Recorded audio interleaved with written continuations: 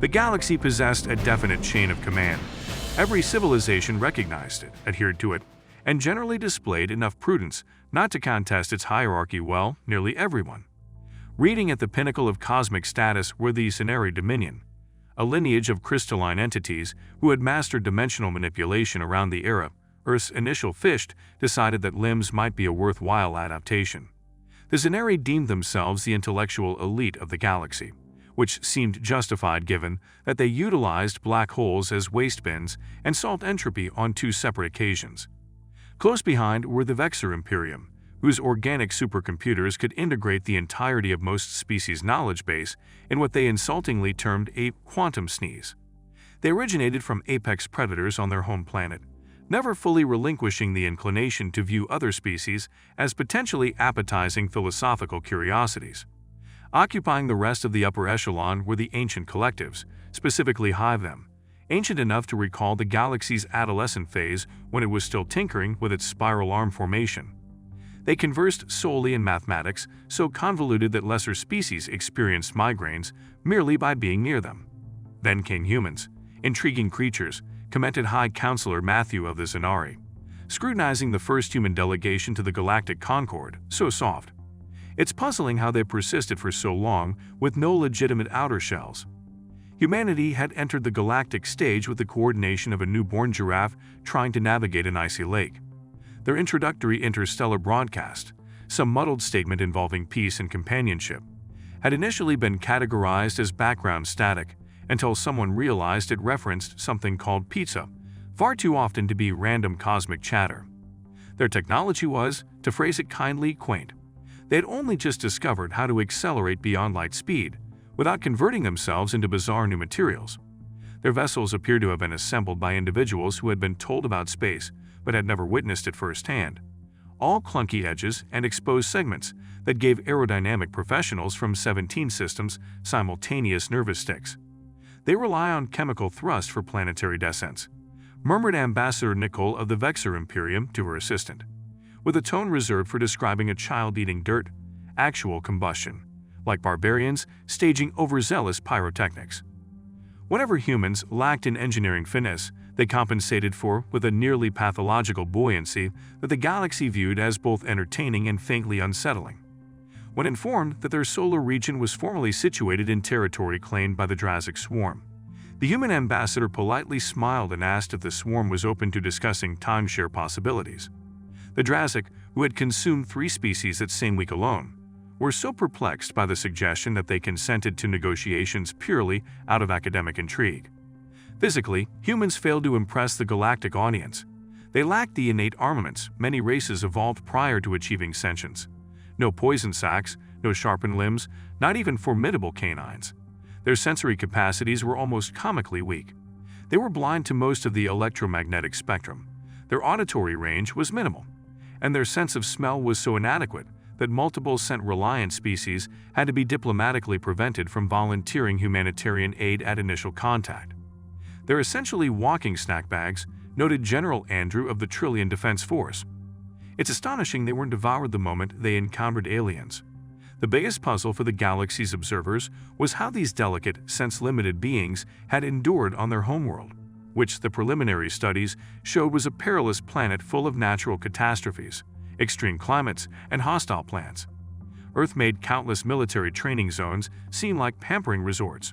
The explanation, according to humans, was something they defined as resourcefulness, which, from what anyone could discern, referred to a stubborn unwillingness to accept constraints that should have eradicated them eons earlier.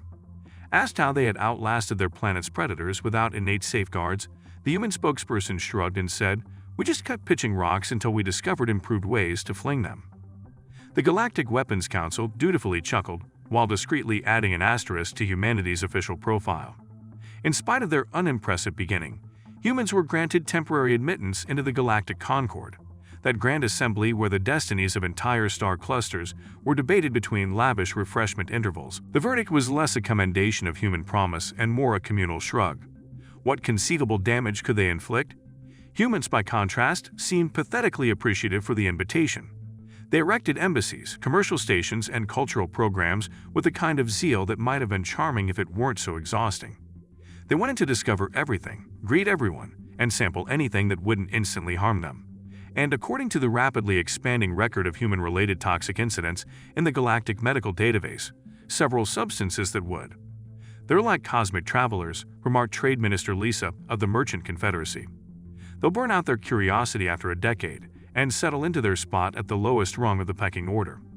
Human diplomats soon acquired a reputation for being oddly accommodating.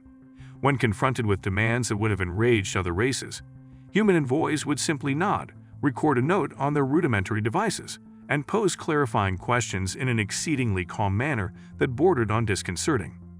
I informed them that the duty on their imports would be 80%, confessed Sub-Administrator Ethan of the Commerce Authority.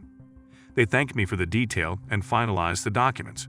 No outrage, no ultimatums, no dramatic outcry. It's unnerving. No one quite noticed how those same taxes gradually diminished in subsequent months, or how the humans never actually paid the earlier rate, or how Sub-Administrator Ethan abruptly became a vocal supporter of luxury items crafted on Earth. Humans established their principal embassy on Concordia Prime, the galactic center of diplomacy. It was a modest edifice in comparison to the vast monuments other species had built to showcase their worthiness. The human embassy looked almost purposely inconspicuous, a single-story structure with abundant windows, and something they dubbed a garden that various photosynthetic staff members from other species found themselves inexplicably attracted to. Within this unimpressive edifice, humans provided drinks containing gentle, psychoactive elements they called coffee in small baked discs. They labeled cookies to anyone dropping by. More than a few prominent figures from across the galaxy picked up the custom of visiting the human embassy prior to crucial votes or summits, officially to observe these newcomers but actually to enjoy the simple refreshments that made cosmic politics slightly more tolerable. At the end of their first standard galactic year as Concord affiliates, humans had achieved absolutely nothing noteworthy. They produced no major technological leaps, claimed no impressive military conquests, announced no transformative scientific breakthroughs. Judged by objective measures, they were firmly at the galaxy's bottom tier. Nevertheless, they received invitations to twice as many diplomatic events as protocol dictated.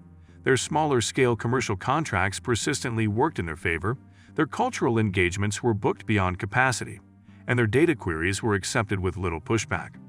The leading powers' consensus: they pose no danger. They're engaging, occasionally handy as impartial intermediaries, but ultimately unimportant. The ancient collectives, vast hive intelligences that had witnessed countless civilizations flourish and disintegrate, noticed an odd statistical quirk in how humans interacted, an understated pattern of growing influence that defied logic. They began hypothesizing a theory to clarify the phenomenon. They never completed it. Nobody could say precisely why the collective abruptly diverted their significant cognitive energies into a deep analysis of human entertainment content instead. Apparently, some program called reality television that they found simultaneously mathematically implausible and existentially gripping. As the humans adapted to galactic life with astonishing speed, a few sharp-eyed watchers could have detected something peculiar. For a race so freshly exposed to interstellar relations, they were curiously adept at evading hostile alliances. Adversaries who declared anti-human sentiments often ended up losing credibility for inexplicable reasons, finding their allies unexpectedly distant and their resources inexplicably diminished. But such incidents were subtle, easily written off as chance or overthinking. How could these rudimentary arrivals threaten societies that harnessed cosmic energies before humans had worked out organized farming? The galaxy pressed on. The major players continued their perpetual ballet of alliances and feuds. Humanity kept on smiling, studying, adjusting, and biding its time. Nobody realized the hunter in their midst because it lacked claws and fangs. It had only determination and strategy. Roughly 27 galactic standard years into humanity's cosmic entrance, certain trends emerged that even the most indifferent alien strategists couldn't fully disregard, though they certainly attempted to. The initial oddity concerned the Croc Dominion, a rather ruthless collective whose definition of diplomacy involved ritualized intimidation, and whose economic doctrine was basically everything unattached is potentially ours. They had deemed human colony transports ideal targets for aggressive taxation, a routine that had brought them success with other novice species. After the third human vessel was boarded, however, the Croc abruptly stopped. They issued no statements, no formal notes, no admission of altered protocol, just directed their intimidation tactics elsewhere, so suddenly that smaller species practically suffered metaphorical whiplash. Abnormal, observed diplomatic analyst Michelle of the Galactic Archives. The Craig refraining from exploiting a frail victim without maximizing profit deviates from their observed behavioral norms by almost 99%.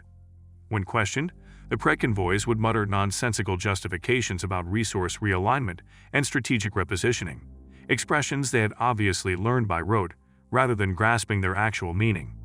Their seven eyes drifted anxiously about as though searching for wiretaps in airtight diplomatic rooms specifically built to prevent eavesdropping. Coincidentally, this abrupt shift transpired soon after a group of human social researchers visited the Dominion's ancestral planet to appreciate its proud legacy. Official records contained nothing about what transpired during that trip, though rumors circulated that humans had demonstrated an alarming knowledge of certain neural stress points the croc had evolved to hide from would-be predators. Comparable incidents showed up in other corners of the galactic scene with accelerating regularity. The Korth hegemony, infamous for predatory trading and sneaky contracts, suddenly became uncommonly cooperative in business dealings with human traders.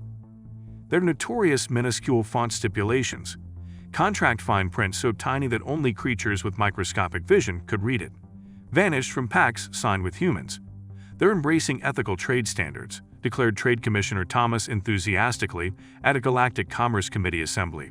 They're scared, his deputy whispered, recalling how a human negotiator offhandedly recited the names of all 7 of Thomas's children, the colleges they attended, and their everyday travel routines, intel that was allegedly safeguarded by security measures that would have rendered many military fortresses effectively public parks. Possibly the most revealing element was the odd economic trends arising in sectors where humans had gained a foothold. Initially mocked as outdated outfits using primitive methods, human commercial ventures started exhibiting earnings that confounded standard economic predictions. Not only were they thriving, but they were surpassing established alien conglomerates that had operated for centuries. It must be their inventive consumer strategies, said economic theorist Daniel of the Commerce Guild, using such vigorous air quotes that he almost dislocated 2 sets of tentacles. They appear to have uncovered design motives that our forecasting models overlooked. Omitted from his remarks was that these human enterprises had an uncanny capacity to forecast market pivots weeks before they transpired, launching products precisely as demand spiked and withdrawing from zones shortly before disastrous collapses. It went beyond savvy business moves. It was as if they either possessed knowledge of future market fluctuations or were stealthily shaping conditions to suit their purposes. The scientific community throughout the galaxy grew increasingly baffled by the pace at which human researchers embraced and enhanced alien inventions. For a civilization that had been floundering with rudimentary warp operations a mere century prior, they exhibited an adaptation curve bordering on impossible. Their learning methodologies must be incredibly capable, suggested Chief Scientist Jennifer of the Zenari Science Academy, conveniently ignoring multiple statements that restricted research data centers across 17 star systems had been accessed under suspicious circumstances originating at IP addresses conspicuously near human territories. What truly raised discrete alarms among a few astute sectors of galactic society was the emerging pattern of once aggressive species becoming unexpectedly receptive to human diplomatic efforts. The dreaded Drek Collective, whose external relations policy could generously be labeled open fire first, maybe talk if there are any survivors, developed an intense fascination with human cinematic productions and ratified every commercial proposal humans laid before them. They've unearthed an affinity for cultural immersion, proclaimed cultural Lays and Emily, who had never before placed Drek and immersion in a statement without multiple negation terms in between. The perplexing account of the Drax Imperium offered a prime example. The Drax, long-standing opponents of humanity's early partners in the Galactic Concord, had routinely voiced contempt for these naive bipedal creatures who believed they were relevant. Their planet's emperor, a xenophobe so severe that he utilized separate breathing gear to avoid possibly inhaling air processed by outsiders, promptly hosted a human diplomatic banquet at his private palace. 2 weeks later, the Drax ratified an unprecedented resource-sharing pact with 3 human colony systems. Asked about his dramatic shift, the Emperor's stare became vacant as he mumbled about cosmic unity and enlightenment through reflection. Notably, his reflection chamber had recently been refurbished by a human design company specializing in auditory resonance, a detail hardly mentioned in official archives. Throughout humanity's embassies, an unconventional tradition developed known as the Cultural Exchange Project, supposedly aimed at encouraging mutual appreciation.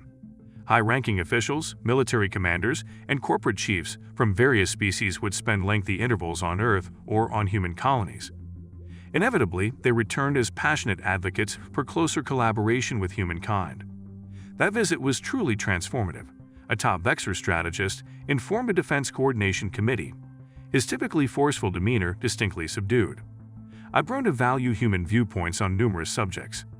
He omitted the part about reviewing Earth's extensive record of warfare, centuries of conflict waged by a species against itself, honing violent methods through relentless trial and error. He chose not to mention the time humans demonstrated outdated weapons, capable of devastation on scales that even the Vexor regarded with alarm. He especially neglected the late-night conversation in which his human liaison described, with chilling precision, how Earth-based armies could theoretically sabotage Vexor warfare strategies if hostilities ever arose. Strictly a theoretical discussion, his host had reassured him, wearing a grin that showed an unsettling number of teeth, despite humans possessing comparatively mild dentition versus most predator species. Even the galaxy's intelligence network, an extensive consortium of covert operations experts from leading powers, began discerning improbable patterns in intelligence relevant to human endeavors. Data leaks that favored human interests surfaced 73% more often than established models anticipated. Highly protected encryption systems, assumed unbreakable, inexplicably failed once they contained information essential to Earth's negotiations. "Just coincidence and observational bias," declared Intelligence Director Kext in a classified briefing. 2 days later, he abruptly retired and relocated to a human resort colony, citing medical issues and a new fascination with Earth's so-called cocktails. His successor immediately shelved every inquiry into human intelligence activities. Potentially the most chilling were the hushed rumors that individuals or entities who openly defied human aims simply vanished. It wasn't entire races, it would have been too obvious, but rather influential figures, labs, or in one remarkable incident, a whole moon housing an armament development facility. The official accounts ranged from accidental reactor catastrophes to misconfigured coordinate drives to spontaneous quantum tunnel incidents, each explanation more implausible than the last. Among races with multi-thousand-year historical recollections, these signs began forming a harrowing mosaic. The archivists of eternal record, meticulous guardians of galactic history, initiated a sealed document labeled Anomalous Influence Vector Species 42 Gamma 7, that classification code assigned to humans. The dossier grew rapidly. Nonetheless, any open discussion of these anomalies remained scattered. Those who inquired too persistently into Earth's agenda often found themselves transferred to remote assignments, disgraced by abrupt revelations of personal impropriety, or in a few notable situations, deciding to pursue intense sports on ultra-gravity planets with subpar safety regulations. At official gatherings, representatives from elder factions occasionally exchanged silent looks whenever humans proposed motions that subtly advanced Earth's objectives while still appearing advantageous to the entire community. Yet no one dared to speak publicly about suspicions.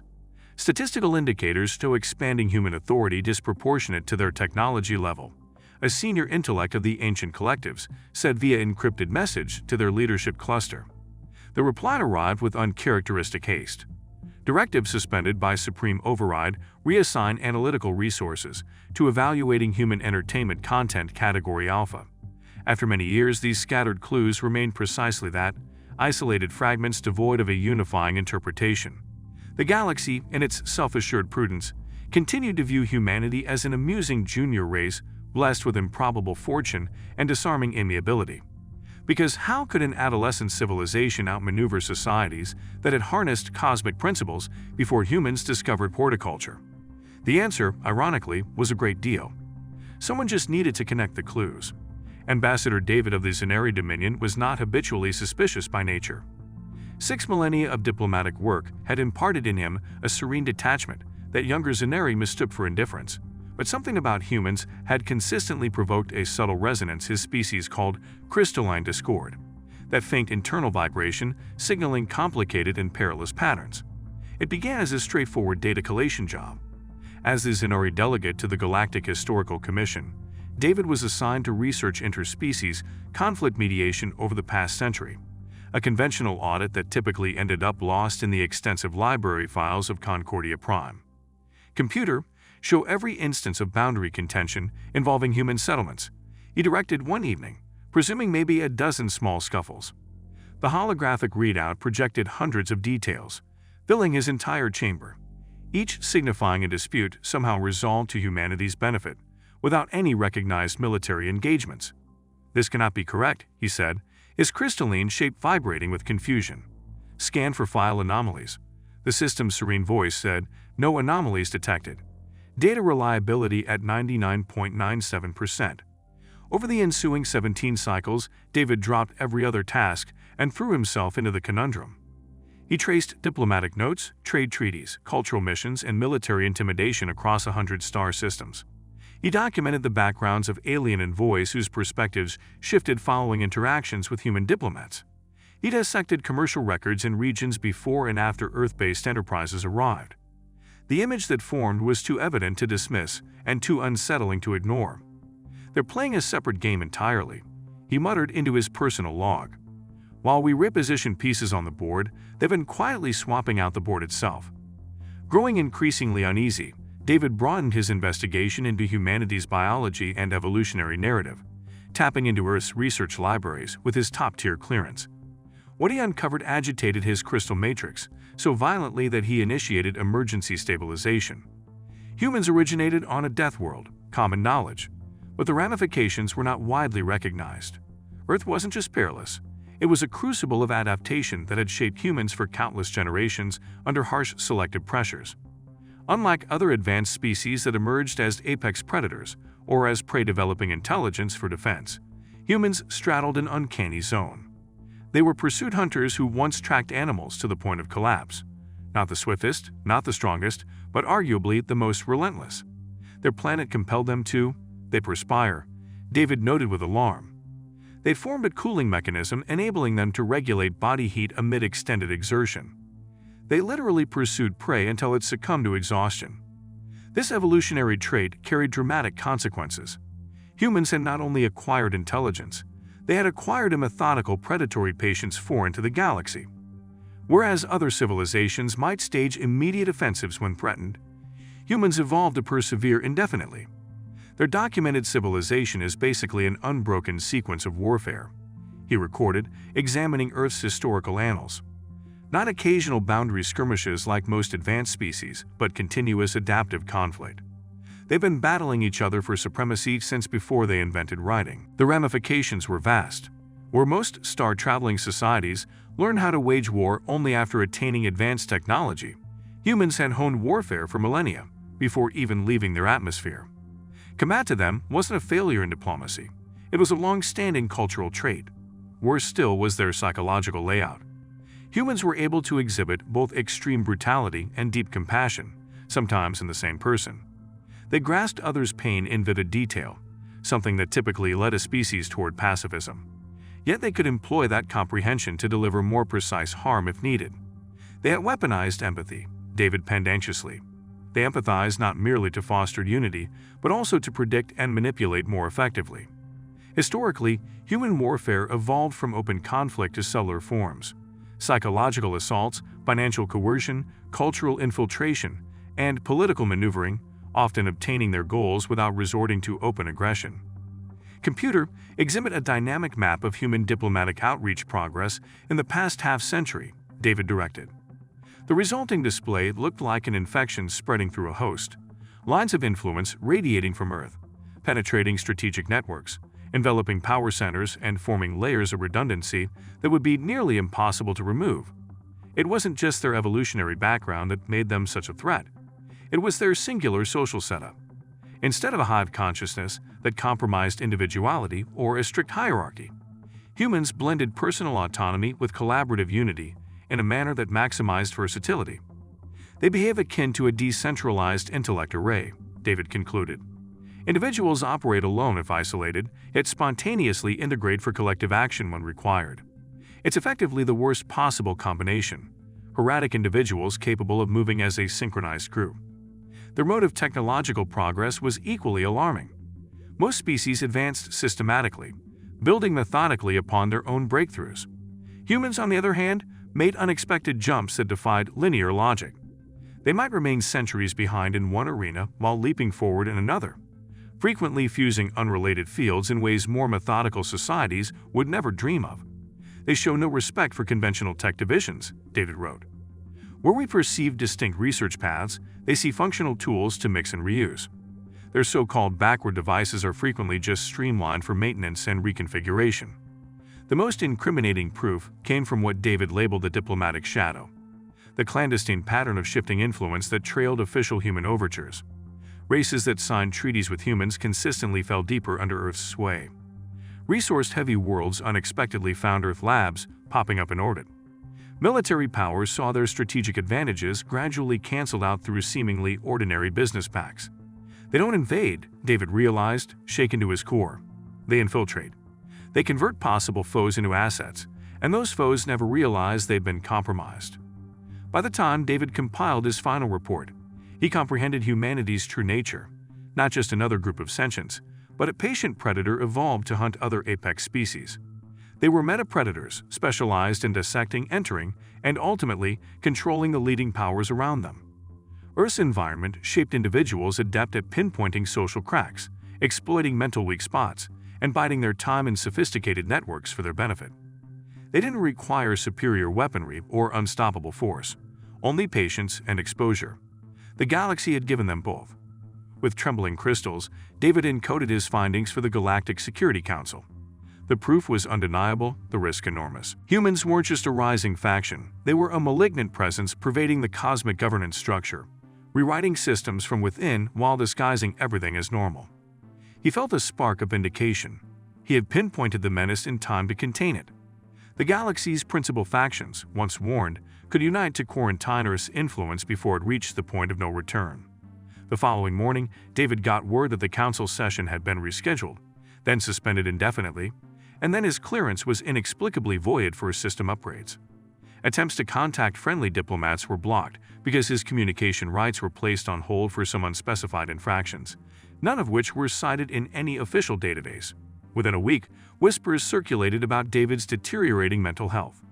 Records of supposed conspiratorial overreach from his early days reemerged, overshadowing 6 millennia of accomplished service. Even his strongest supporters distanced themselves, while the Zenari Dominion suggested he take extended leave for crystal rejuvenation. His assistant abruptly vanished, as did every local copy of his research. Isolated in his quarters, watching his reputation crumble, David was approached by an unexpected guest, a human diplomatic aide he had possibly met twice at formal receptions. Ambassador David, the human said, smiling warmly, though his gaze stayed cold. "I heard you've been overwhelmed. Our cultural department thought you might enjoy some Earth literature to help you unwind." He set a small data crystal on David's table, containing a lone text titled "How to Win Friends and Influence People." "It's an old favorite from our past," the human commented. "It focuses on building solid relationships." At the threshold, he paused. "Oh, and Ambassador, we're looking forward to that cultural outreach next month. We're excited about your planet's crystal forests. Our geological team is eager to explore them." He departed, leaving David alone with the realization that he'd uncovered the truth far too late. The cancer had metastasized long ago. The hunter was already entrenched, and nobody would heed his cries because the alpha predator now stood at the summit of the hierarchy, not through war, but through measured, deliberate manipulation of the ecosystem. In an encrypted journal that even Cenari intelligence couldn't decode, David wrote his concluding observation. They never invaded. They never conquered. They did something infinitely worse. They became indispensable, and we invited them through the door. 3 days later, Ambassador David declared his retirement, and to everyone's surprise, accepted an academic post at the newly formed Institute for Interspecies Cultural Awareness on Earth. The Galactic Security Council assembled beneath the shimmering dome of Concordia Prime to review a new assessment of humanity's swift ascendancy in cosmic affairs. Grand Counselor Christopher of the Vexor Imperium immediately sensed irregularities. Ambassador Mark, the document's author, was conspicuously missing. A human delegate approached the primary data console wearing what her people termed a diplomatic smile. Though nothing about her was overtly menacing, Christopher felt his dorsal spines flatten. "As the Council evaluates security concerns," she said, "we believe it's vital to emphasize the stabilizing influence of interspecies collaboration." The screen displayed polished infographics. Conflict zones dissolving, commercial lanes thriving, previously belligerent societies now surprisingly calm following human diplomatic contact. This pattern aligns exactly with the worrisome findings in the Zaneri memo, Christopher interjected. The statistical oddity indicates that cooperation produces improved outcomes over aggression, cut in Counselor Stephanie, formerly recognized for her militant leanings. Christopher observed that she was wearing a human-style bracelet on her communication limb. Effortlessly, the human envoy reframed Christopher's misgivings into support for her real goal. A cooperative defense alliance with humans as top consultants throughout galactic security agencies. With the dangers you've outlined, she said solicitously, wouldn't enhanced coordination be wise? Christopher watched, appalled, as nearly everyone nodded in agreement. Even the ancient collectives radiated signals of endorsement. I demand we read Ambassador Mark's original research, Christopher insisted. The Zaneri Jr. envoy responded, Ambassador Mark is on indefinite leave due to health complications. We uncovered several methodological oversights in his findings. The human representative met Christopher's gaze fleetingly, broadcasting a single message. We know that you know. The council passed the resolution almost unanimously. Christopher's sole opposing vote was recorded as a technical glitch. After the meeting, the human approached him. We'd love to host you at our retreat center. The hunting reserves are tailored precisely to Vexor biology. When he declined, she offered a courteous reply. Family time is precious to us as well. Your offspring are at the main academy on your homeworld, correct? Your oldest recently started advanced predatory strategy lessons, if I'm not mistaken. The implication was unmistakable. I suppose I can adjust my schedule, Christopher heard himself say. With dreadful certainty, he perceived what humanity really was, an evolutionary master of infiltration and dominance, patient hunters who had perfected the hunt while disguising themselves as harmless. They had evolved into the apex species, not through advanced firepower or unstoppable machinery, but by making themselves crucial and discreetly neutralizing any voice that recognized their true threat. That same day, the Galactic News Network published the Council's near-unanimous endorsement of the plan, along with the appointment of the inaugural Human Supreme Coordinator to the Galactic Security Council, a seat expressly formed to enhance cross-species dialogue. On Earth, in a modest government facility far from public scrutiny, humans watched the broadcast without triumphal displays. They merely nodded in calm satisfaction and updated a timeline that had been in progress since they first entered the galactic community.